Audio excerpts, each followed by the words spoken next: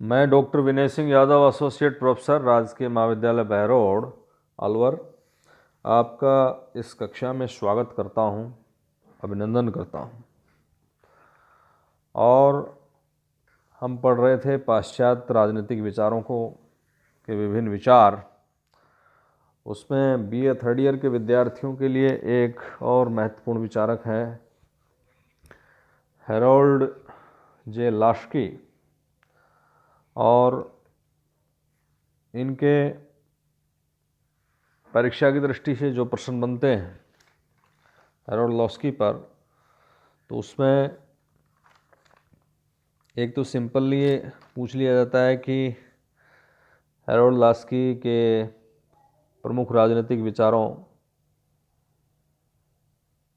का विवेचन कीजिए। या फिर एक दूसरा पॉपुलर क्वेश्चन इन पर बनता है कि लास्की के स्वतंत्रता और बहुलवाद संबंधी जो विचार हैं उनका वर्णन कीजिए। तो इन कुछ महत्वपूर्ण प्रश्नों पर हम विचार करेंगे और मत्स्य विश्वविद्यालय अलवर से संबंध रखने वाले जो परीक्षार्थी हैं बीए थर्ड ईयर के, उनकी थर्ड यूनिट में हेरोल्ड जोसेफ लास्की सिलेबस में है। उनका जो जीवन परिचय है, जो उनका काल है, वो 1893 से 1950 और 20वीं शताब्दी इंग्लैंड में राजनीतिक चिंतन को विकसित करने में प्रोफेसर हेरोल्ड जे लास्की का अपना एक विशिष्ट स्थान है। और उन्होंने ब्रिटिश राजनीतिक चिंतन की हैसियत से आधुनिक राजनीतिक चिंतन पर गहरा प्रभाव डाला है। राजनीति विज्ञान के विश्व प्रसिद्ध शिक्षक, प्रभावशाली व्याख्यानदाता, प्रख्यात राजनीतिक विचारक लास्की का जो जन्म है वो मैनचेस्टर में हंगरी से आकर बसने वाले कट्टर यहूदी और समृद्ध व्यापारी नेथन लास्की के परिवार में हुआ था।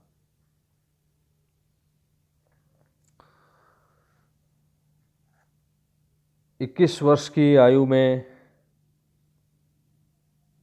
जीवन के अंत तक लास्की राजनीति शास्त्र के आधारभूत प्रश्नों पर अपने विचारों को, पुस्तकों को, लेखों को, पत्रिकाओं के माध्यम से व्यक्त करते रहे। आधुनिक राज्य का स्वरूप क्या है, उसका व्यक्ति और समुदाय से क्या संबंध है, संप्रभुता की वास्तविक प्रकृति क्या है, स्वतंत्रता, समानता, अधिकार का राजनीतिक व्यवस्था में क्या स्थान है, नागरिक की आज्ञाकारिता और राजनीतिक दायित्व के आधार क्या है, ये कुछ ऐसे महत्वपूर्ण और बुनियादी आधारभूत राजनीतिक चिंतन के प्रश्न हैं जिनका विवेचन प्रोफेसर लास्की ने अपने विचारों में और ग्रंथों में किया है। और इन आधारभूत राजनीतिक समस्याओं के साथ लास्की ने फासीवाद, समाजवाद, प्रजातंत्र और साम्यवाद जैसे समसामयिक विचारधाराओं की भी विवेचना की है। ये याद रखने योग्य एक तथ्य है कि इन विचारधाराओं की व्याख्या करते समय उनके सामने एक प्रमुख कसौटी यही रही है कि व्यक्ति की स्वतंत्रता। लास्की के विचारों पर 1911 से 1914 तक ऑक्सफोर्ड विश्वविद्यालय में पढ़ते समय H.A.L. फिशर और प्रोफेसर अर्नेस्ट पार्कर के विचारों का उन पर प्रभाव पड़ा है। और इसी काल में उन पर प्रोफेसर F.W. मेटलैंड के बहुलवादी विचारों का प्रभाव भी उन पर पड़ता है। इसी अवधि में उन पर क्रैब, डॉक्टर फिगिस, डुगवे के बहुलवादी प्रभाव को भी, विशेषकर समुदायों की विशिष्टता और विधि की सर्वोच्चता संबंधी विचारों के प्रभाव को भी इसमें ढूंढा जा सकता है। लॉस्की ने डुगवे के ग्रंथ law in the modern state का उन्होंने अंग्रेजी में अनुवाद किया था। ये जो ऊपर हमने चर्चा की है, इन उपयुक्त प्रभावों को देखते हुए कहा जा सकता है कि 1914 से 1925 तक लास्की की जो कमिटमेंट है, प्रतिबद्धता, वो बहुलवादी विचारों के प्रति रही है और उन्होंने अपने ग्रंथों में इन वर्षों में बहुलवादी विचारों का प्रतिपादन किया है। 1925 से 1930 तक लास्की के विचारों पर फैबियनवाद या कहें कि समाजीकृत बेंथमवाद का प्रभाव पड़ा है। इन 5 वर्षों में बेंथम का अधिकतम लोगों का अधिकतम सुख का सिद्धांत लास्की के जो राजनीतिक दर्शन है उसकी आधारशिला बना दिखाई देता है। 1931 के बाद लास्की मार्क्सवादी जो दर्शन है उसके अनुयायी हुए और ये उनकी बौद्धिक आस्थाओं का तीसरा परिवर्तन काल था। 1931 में नेशन पत्र में एक why I am a Marxist नामक लेख उन्होंने लिखा और उन्होंने ये सार्वजनिक रूप से घोषित किया कि अब उनकी जो मान्यताएं हैं पूरी तरह मार्क्सवादी हो चुकी हैं। 1930-31 का विश्वव्यापी आर्थिक संकट और तत्कालीन ब्रिटेन की राजनीति, जिसमें रैमजे मैकडोनाल्ड जैसे श्रमिक दलीय नेता दल बदल कर टोरी पार्टी में जा मिले थे, ऐसी घटनाएं संभवतः लास्की के विचारों के परिवर्तन में संभावित कारण हो सकते हैं और लास्की के विचार मिश्रण में विलियम जेम्स के व्यवहारवाद का प्रभाव भी स्पष्ट है। उपयुक्त तमाम इस विवरण से सिद्ध होता है कि लास्की के जो विचार हैं वो स्थायी रूप से किसी एक विचारधारा से बंधे हुए नहीं थे,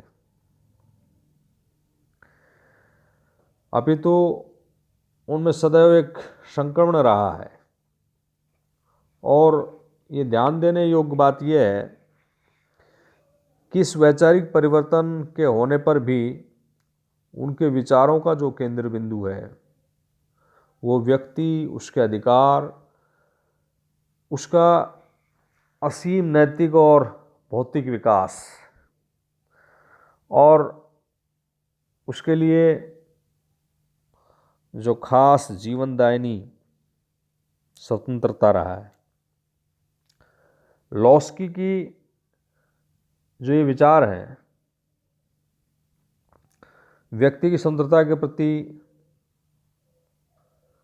उनकी गहरी आस्था सदा बनी रही। जिस प्रकार स्वतंत्रता के प्रति आस्था जॉन स्टुअर्ट मिल में हम देखते हैं, उसी प्रकार की इनमें भी दिखाई पड़ती है, जो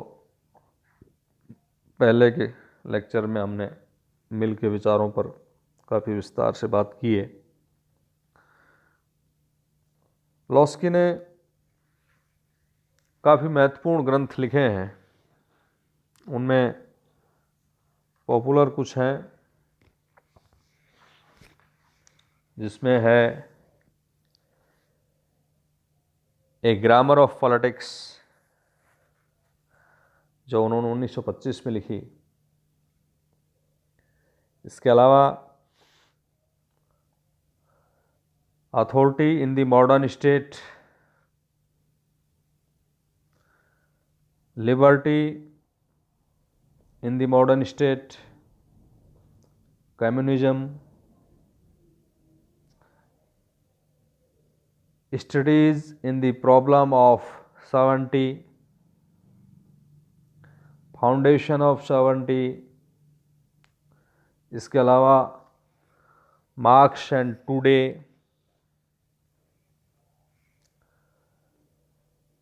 political thought in England from Locke to Bentham,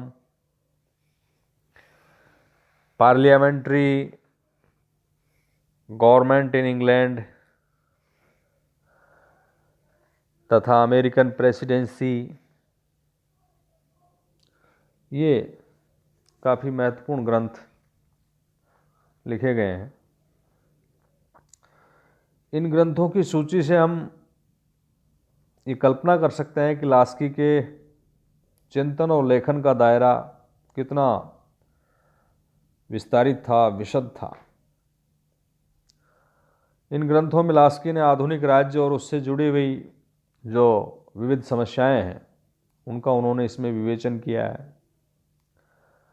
Laski ने आधुनिक राज्य के निरंकुशतावादी दावों का खंडन और व्यक्ति की स्वतंत्रता और उसके अधिकारों की रक्षा के लिए सिद्धांतों का प्रतिपादन किया है। यदि लास्की के विचारों को सूत्र रूप में यहाँ प्रस्तुत किया जाए तो ये कहा जा सकता है कि वे आधुनिक राज्य के निरंकुशतावादी दावों का खंडन करके एक ऐसे राज्य की रचना के सिद्धांतों को प्रस्तुत करते हैं जिस राज्य में समाज के प्रत्येक व्यक्ति के नैतिक एवं भौतिक विकास की पूर्णतम संभावनाएं उपलब्ध हों। इसके बाद हम इस सामान्य परिचय के बाद आगे हम उनके महत्वपूर्ण जो विचार हैं, जैसे उनके राजनीतिक विचार, उनके अधिकार, स्वतंत्रता और बहुलतावादी जो प्रमुख विचार हैं, उन पर चर्चा करेंगे। धन्यवाद।